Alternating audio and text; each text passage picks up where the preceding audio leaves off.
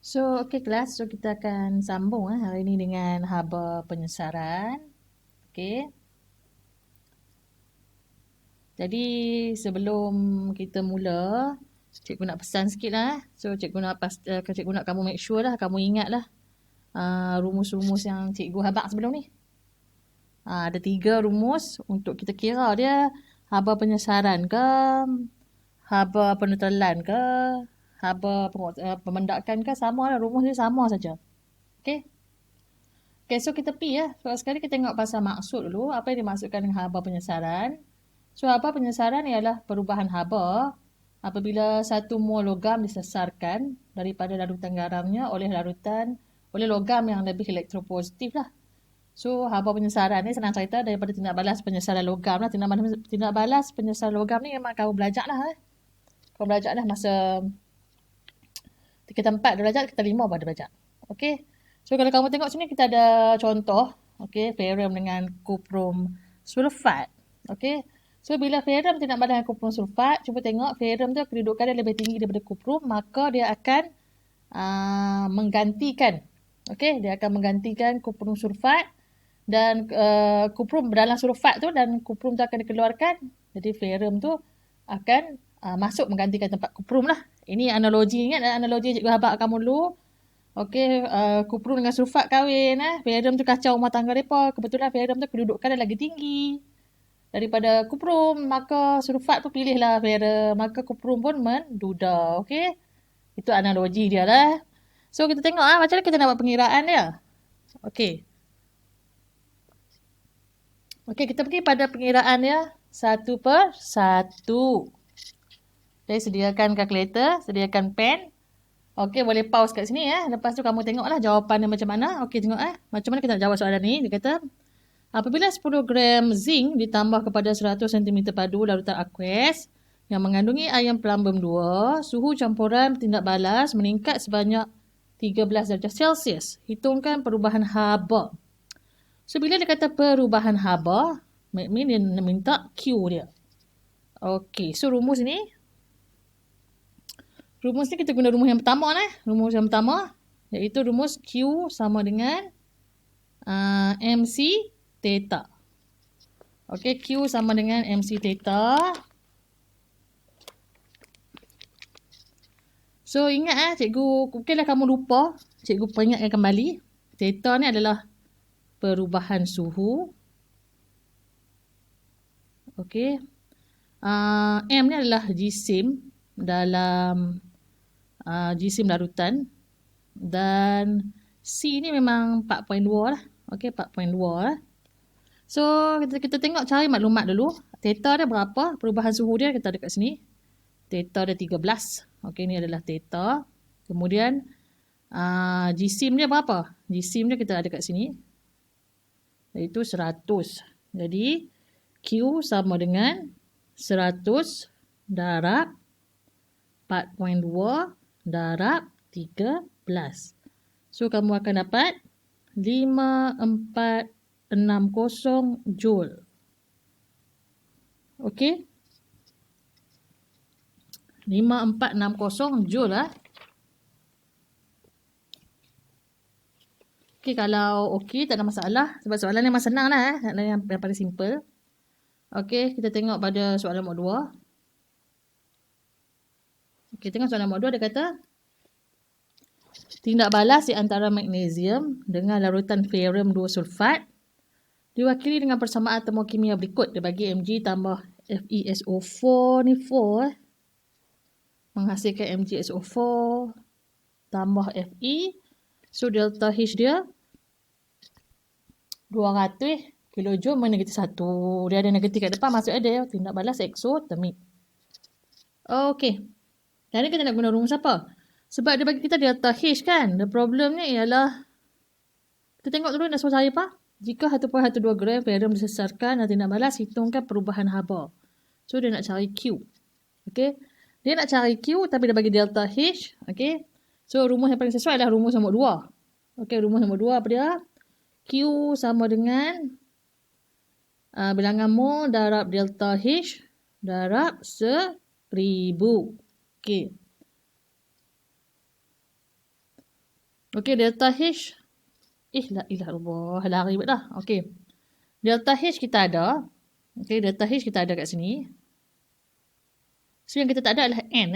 Tak ada N, kita kena kira N loh. So, N bagi Ferrum sama dengan, kita guna rumus apa?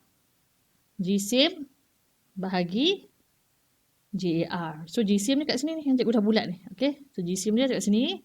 So, kita dapat sama dengan 1.12 gram bahagi JAR pun dia bagi dekat sini. 56.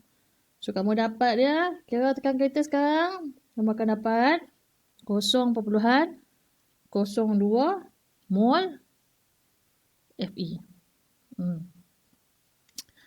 Okay. Dah habis dapat bilangan mol. Sekarang kita masuk dalam persamaan tadi lah. Q sama dengan N darab delta H darab 1000. So, N 0.02. Okay. Delta H kat sini tadi 200 darab 1000. So, kamu dapat berapa? Cuba kira. So, kamu akan dapat 4000 joule. Okay. 4000 joule. Dapat tak?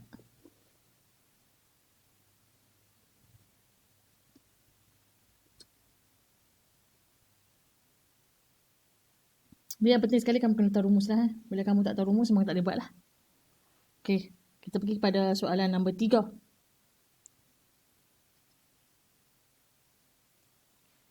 Okey, tengok soalan nombor 3. Dia kata dalam suatu eksperimen, 0.65 gram serbuk zinc ditambah kepada 50 cm padu. Larutan kumpulan 2 sulfat 0.2 mol di M padu. Suhu campuran meningkat sebanyak 10.48 darjah Celsius. So, berapakah haba tindak balas? Okey. Berapakah haba tindak balas itu? So, kalau dia nak haba tindak balas, dia nak delta H. Okey, dia nak delta H.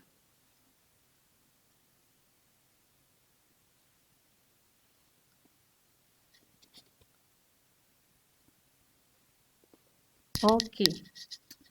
So, kita akan tengok satu-satu maklumat apa yang kita ada sekarang ni. Okey. So, kita ada theta. Okey, perubahan haba pada perubahan suhu. Kemudian kita ada GSIM bagi zinc. Dan juga, okey. Ini adalah V. Ini adalah M besar, bilangan dia punya kemolaran. Ini adalah GSIM. Okey. So, GSIM zinc. Mass untuk zinc. So, kalau kamu tengok kat sini, first kali kita kena cari Q lah. Guna rumus pertama. Q sama dengan MC theta. Okey. Cari dulu dia punya Q dulu. Baru kita boleh cari delta H dia.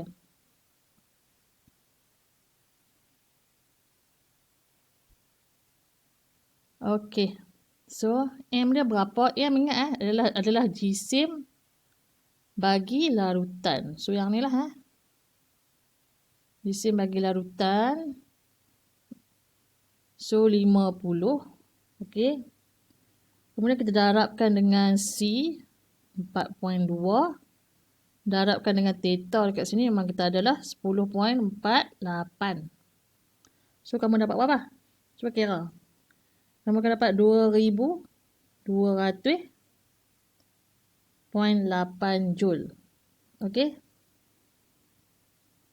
Okey, so sekarang ni ialah kita cari delta H. Ni rumus pertama. Nak cari delta H, kita guna rumus ketiga lah, paling senang. Okey, iaitu delta H sama dengan Q bahagi N. So, the problem sekarang ni ialah N. Bilangan mol ni kita tak ada ni. Okey, bilangan mol tak ada. Kita kena cari satu persatu. Yang ni yang cikgu tanda V, M zinc ni. Kita kena cari one by one. Okey.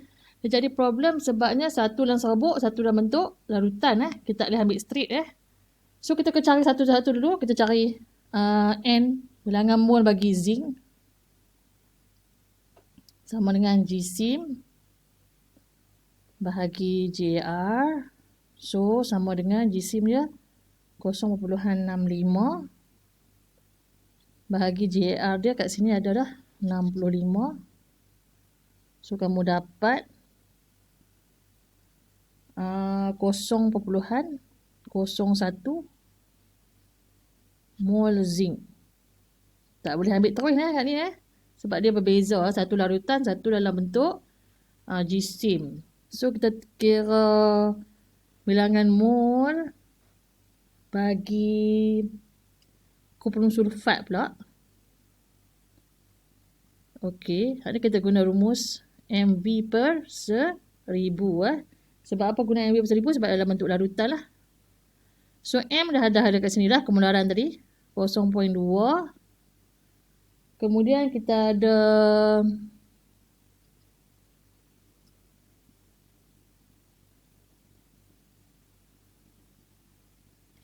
V dia. Kita kena cari V dia. Okey. So V dia dekat sini, sini. Okey. 50. Kemudian kita bahagikan dengan 1000 lah. So kamu dapat apa? Sekejap cikgu tekan kalkulator.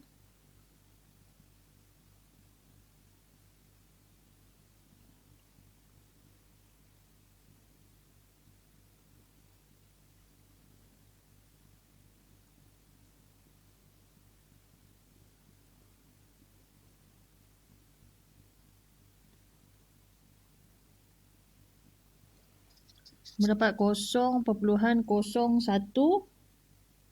mol CuSO4. Okey.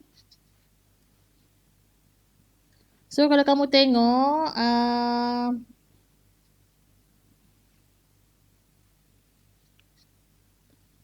kita tengok kalau kamu sebenarnya kamu kena buat ni, lepas kamu buat ni sebab dia berbeza keadaan. Kamu kena buat dia punya persamaan kimia. Kita tengok dia punya apa? Dia punya perkali dia.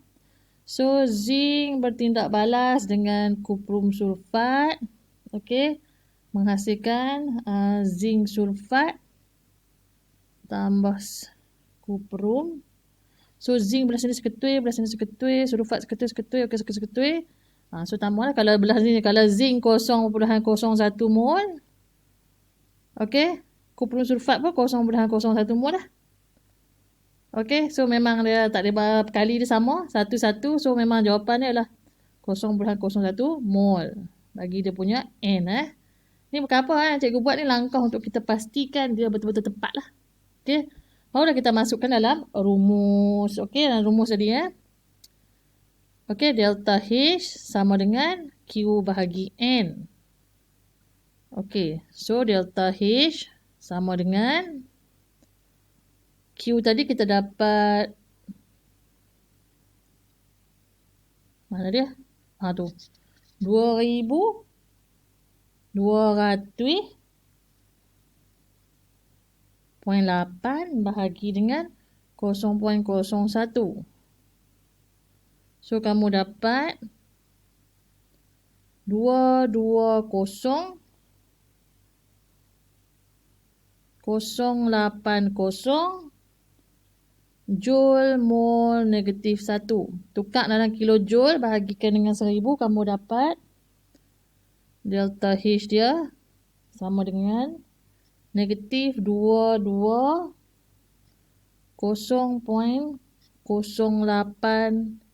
kilojoule mol negatif 1 lah. Okey negatif ni main mana sebab dia tindak balas eksotermik So kita letak negatif kat depan So kamu akan dapat 220.08 kilojoule mol negatif 1 tak celui dah ruang. Okey, cikgu harap kau faham dah ruang tak celui dah. Ada masalah tanya je cikgu dalam dalam Telegram ataupun WhatsApp. Kita pergi yang seterusnya. Soalan 4. Kita pergi soalan 4.